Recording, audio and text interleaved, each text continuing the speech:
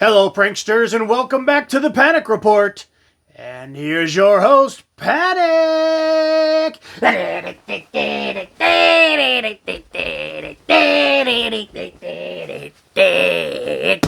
pranksters! Welcome back. That's right, it's your host, Panic. Welcome to our first real video with me of the season. That's right, the Halloween season is upon us. We're actually a month in already. According to me, September 1st starts the Halloween season. So we're about a month in already. Month's almost up. I've sent my personal correspondent that you guys have been seeing videos from lately, Payne. He is already gone to 4 events.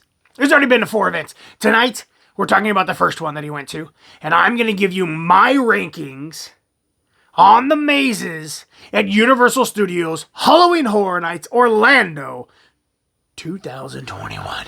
That's right, my opinion and my view on where they rank. They did 10 mazes this year, and I'll give you my opinion, give you a little rundown on what the mazes were and what I thought about them and where I'd rank them from 10 to 1. But before we get there, get you guys to hit that subscribe button down below for me, please. Come on, be a prankster. Join the crew. The more subscribers we get, the more access we get when we get to these events. And the more cool stuff we can bring you guys. So let's get that subscriber count up. We're almost at 100.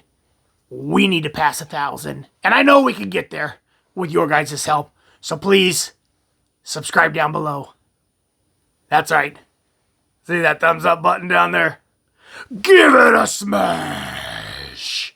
Also, leave a comment down below, because that also helps. Let me know if you've been to this event, which maze was your favorite, if you agree with my order or not. And if you're not able to attend this event, which of the mazes you think you would look most forward to seeing. We're going to have a lot of content coming your way, so be sure to do that. Also, you can share with all your friends. So now, enough with the commercials. Let's get into it. Universal Studios Halloween Horror Nights Orlando 2021. 10 mazes. We were there 2 nights and had an amazing time. It was our first time ever attending this event. We've been to the Hollywood version quite a few times, and I like the Hollywood version. It's not on the top of my list of events. If you're going to go to an event and you ask my opinion, I'm not going to put that one at the top. I'm not a big fan of the scare buttons that they do there. Their set detail, I think, is very good. I don't think it's amazing. But I've always heard amazing things about Orlando. So we went out there to check it out. Let me tell you, amazing. Still don't know if it tops my list. For a few reasons that we'll get into, but this event is absolutely unbelievable. 10 mazes, I believe 6 scare zones. They had 2 shows. We'll get into all of it. This one, we're just going to focus on the mazes. So my first maze at 10, the very bottom, is Welcome to Scary. I just didn't get it. I have been told that if you've been going to this event for multiple years, that this is a throwback to a lot of different things that they've done in a bunch of their mazes. There's a lot of folklore behind Halloween Horror Nights in Orlando.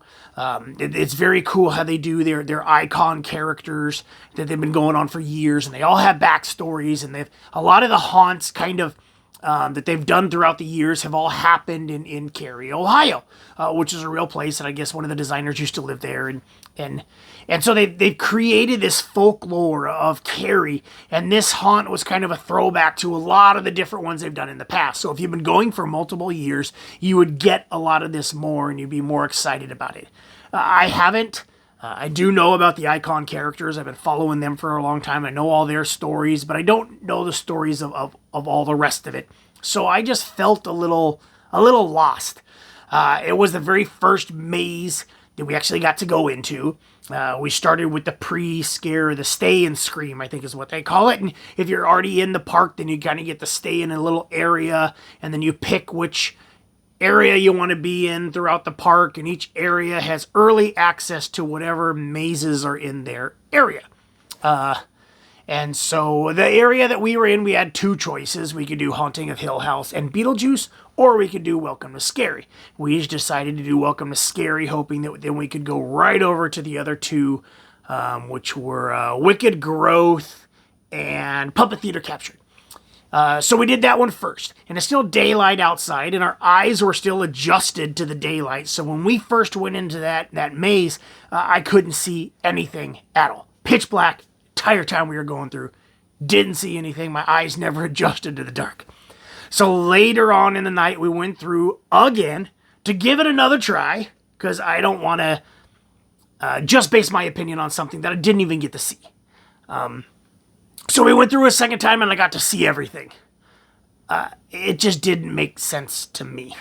There was a lot of random things in and out, changing, not necessarily the story, because I don't even know what the story was, but changing areas and venues and all that, which is okay if you do it properly. And there's another maze that's on this list where every like 2-3 rooms it changed, but I thought they did this one fantastically. And so I wish Welcome to Scary was a little like that, because it just didn't make sense to me. But that's my opinion on that one. So number two on our list was Revenge of the Tooth Fairy. I love this maze. I really do. It's hard that it's this far down on the list at number 9, but I absolutely love Revenge of the Tooth Fairy. The facade when you walk in that looks like a pop-out book. The way it tells the story as you're going through with the writings on the wall and the narration that you can hear. The characters are phenomenal. They're all trying their absolute best. They're killing it in this maze. It's fantastic. I loved it. I just loved 8 others above it. Also, I have never seen so many shorter people in one maze ever than in this one. I actually went through one time and counted, and I counted, I believe it was like 22 or 23 or something like that, like what looks like little girls. Obviously they're not. You got to be over 18 to work this event, but they are tiny like that. They're all dressed up as the Tooth Fairy creatures, and a few of them little kids. But the entire haunt is shorter, little, which is awesome, because usually you only got the big guys coming after you, and oh, it was so cool and so scary to have, all the smaller, cool, awesome, loved it. Next, at number 7, Universal Monsters, The Bride of Frankenstein Lives. Now again, amazing maze. I loved this one. Both of these Tooth Fairy and Universal Monsters they did last year, and I got to experience them last year, and there were no changes. It was the same exact thing. But when you walk in, there's the first scene, you kind of look through these windows, and you're seeing a projection of the castle being destroyed. And then you walk around the corner, and there's this ginormous set with the bride up on this platform lifting this huge wood beam that fell down over Frankenstein, trying to lift it off him and save him, and she's screaming. Gorgeous. The set design in this maze was absolutely beautiful. The story's incredible, and you can easily follow along of the bride trying to bring Frankenstein back to life, and she's using the blood from Dracula's brides that she catches to try to bring him back, and this battle that's going on between them. Unbelievable. Beautiful costumes. Gorgeous maze. Just goes to show you how amazing this event is when you've got 9 and 8, this incredible in there. So now on to 7. I think I got my numbers messed up earlier, but on to 7. Puppet Theater Captive Audience. This one was hard for me to place because I really like this one, and I think it should be higher on the list. I just don't know how I put it higher on the list because of the ones above it. So Puppet Theater Captive Audience happened in a theater back, I believe it was like 2 years after the major earthquake in San Francisco. Not the one that happened during the World Series, but the one way before that. And there was a puppet troupe and a dance troupe that were in the theater when this happened. And they're trying to bring the theater back to life. And they need, people. So they're turning people into puppets. And the whole theater chaos of a collapsed theater. Again, gorgeous haunt. Beautifully done. There's a part where you're walking through the theater with the seats on one side and the stage on the other, and they got, the little VIP, the booths up above, and great scares in that room. And then you turn the corner and you actually end up underneath the stage, and they've got, this person playing a Hamlet who's on the platform rising to rise back up on the stage, and you walk around the corner again and you see like the pit where the orchestra would play, and it's like all collapsed in, and the way they did that and pulled that off was brilliant. Loved this maze.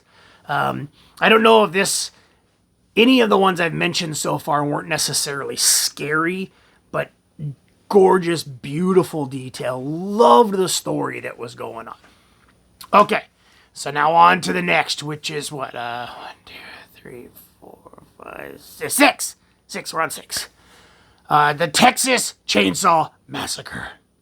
Now, this one had the potential to be very scary and very good and an amazing, probably would have ranked even higher than what it is right now. But throughout all of the mazes out there in Orlando right now, they have like this vinyl plexi in between you and the scare actors. And in a lot of them, they're very good at hiding it. So you don't see it until the actor hits their button and then the light flashes, then you see it and the character comes up to it, and it gives you this feeling of being safe so you don't get as scared as you normally would. But a lot of the mazes did a very good job at hiding a lot of that and incorporating scares that did not have that there. So how they choose what gets the vinyl and what doesn't, I don't know. But they did. But this one in particular had a lot of it, and a lot of it was very obvious and gave away, I think, 90+% of the scares in this maze, which is why it's going to rank where it is. But it's still an amazing maze. The smells, the visuals when you first walk in and you see like the gas station, all the chainsaws flying out from all over the place. They had chainsaws everywhere. And the very end scene was probably the only maze we went through that actually had a big finale, I would call it. I like mazes and haunts that you go to and they end really big. And unfortunately, a lot of them just kind of fall flat on the ending. But this one had a very, very big, I don't want to give it away, but 1, 2, 3, 4, like 5 punch. I mean, at the very end. Total chaos. Absolutely loved it. Definitely think that it was a very, very good maze. So on to number, I believe, 5 we are on now. That's going to be Beetlejuice. That's right. A lot of people are saying the Beetlejuice haunt is not very scary, so it ranks way down lower on the list. I don't necessarily think because it's not scary that it doesn't deserve the spot that it's on. When I go to haunts, I'm not necessarily looking just to be scared because I'm a little hard to scare. I want to be entertained and I want to enjoy the experience. And wow, did Beetlejuice deliver on this one. Very funny. Jokes and lines from the movie everywhere, with a few great pop-out scares here and there. All the talent in this haunt was just killing it. We went through at least twice, and oh my God, I loved it both times. Loved it. Would have gone through way more, but this line was huge most of the night. This one and Haunting a Hill House. Those lines were incredible all night long from the second it opened to the second it closed. But super fun haunt. Very, very entertaining, and I absolutely loved it. Okay, on to number 4. Case Files Unearthed Legendary Truth. Now, this one's been put down by a lot of people. I don't understand why. I absolutely loved this one. Now, earlier, like I was saying, the Welcome to Scary that was very broken up and disjointed because there were all these different things and that you were going on and going through. I didn't think it tied together well. This one is a bunch of mini stories, but each story is only like 2-3 rooms long. But you know you're going into a new story because they have this room that looks like pallet tops wood crate type room, and then it's got a poster on the wall of the next case file that you're going into. And if you're timing it right, you also get an audio cue talking about the next case a little bit. Case file number, blah, blah, blah, blah, blah. And it introduces you to the next story. So you kind of get a little bit of what's going on by looking at the poster and listening to the audio. And when you realize that the room is pretty much the same in between each of the case files. You keep going back to get to the next one. And then you're back in the same room. You move to the next file. Back in the room. Move to the next file. Brilliant. Not to mention that I think some of the absolute best talent was in this one. We went through this one at least 3, maybe 4 times between the 2 nights. At least it might even be more than that. Really enjoyed it. I really enjoyed the talent.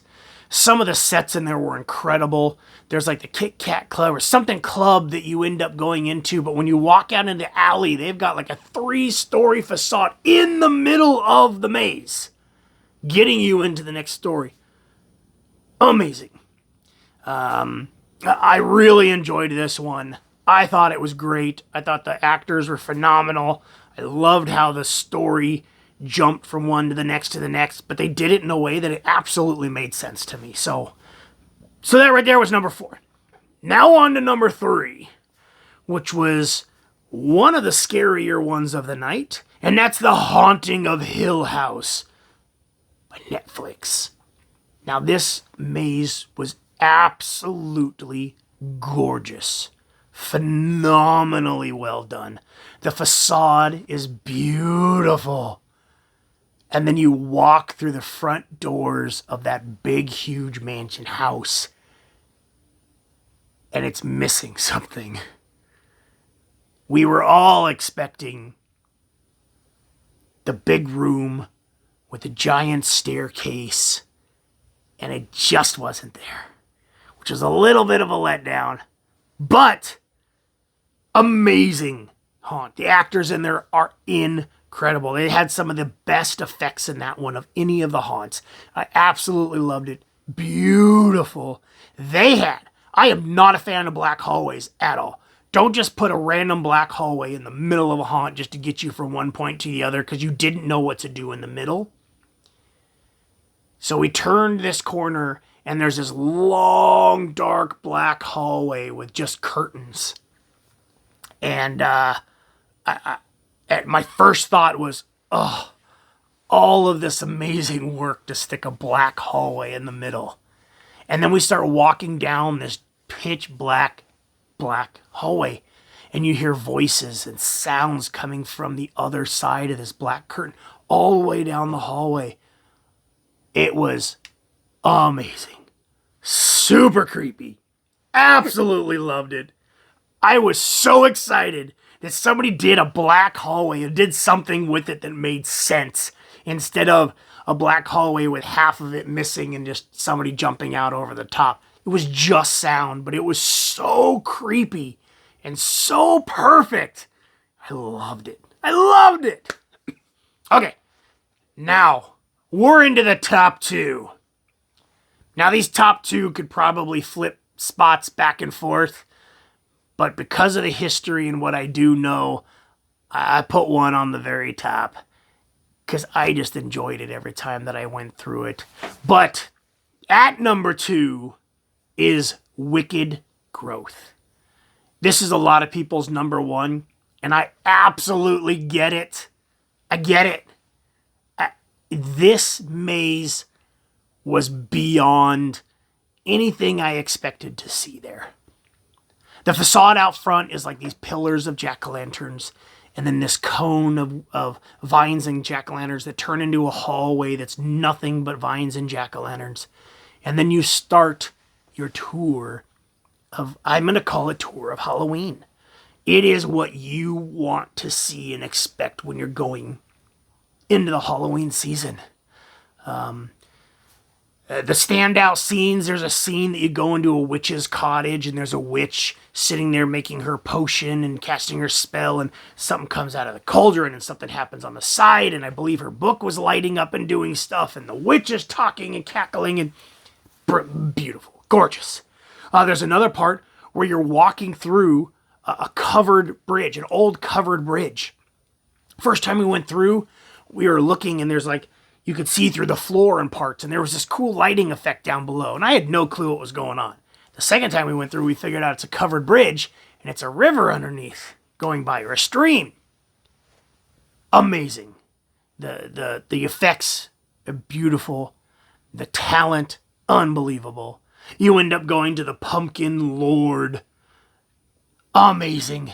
I think his Massacre setup could have definitely looked a little better, but at the same time, that haunt, that maze brings so much excitement. By the time we got to the end, we were cheering for the Pumpkin Lord and bowing to the almighty Pumpkin Lord. We were having so much fun. I love this one. And on the scare meter, this one was absolutely the scariest, in my opinion. Hands down. Don't even think it came close. I think Haunting of Hill House was definitely scary, and Texas Chainsaw Massacre was scary, but Wicked Growth, I think, on the scare meter was absolutely at the top of the list. But if we're talking overall favorites, my absolute favorite of the night that I could not get enough of, and we probably went through this one more than we did any of them over and over again, is HHN Icons Captured. Now, I know a lot of people out there have this one up and down the list. Some people absolutely love it. Some people think that it's just a show off of the characters and it's not really scary and there's nothing going on inside there. And that might be true. I don't know if I actually ever got scared going through this one. But from that facade when you walk in with all the little spike dolls, and if you look up at the top, someone had to point this out to me, but we went through, there's ivy or vines or roots or something that kind of go across the top. It actually spells icons.